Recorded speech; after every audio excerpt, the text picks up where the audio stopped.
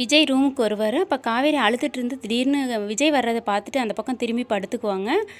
ஏய் அதுக்குள்ளே தூங்கிட்டியா, ஆர்வ கோளாறு அப்படின்னு விஜய் வந்து கூப்பிடுவார். அப்போவும் வந்து அமைதியாக அழுதுகிட்டே வந்து காவேரி அந்த பக்கம் திரும்பி அழுதுகிட்டே இருப்பாங்க.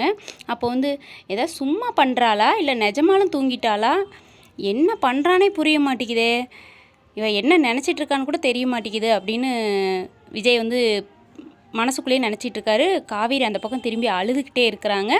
அப்போ வந்து விஜய் வந்து என்னமோ இவன் நினச்சிட்டே இருக்கிறா அப்படின்னு சொல்லிட்டு வேகமாக அந்த பெட்ஷீட் எடுத்து போத்தி விட போகிறாரு.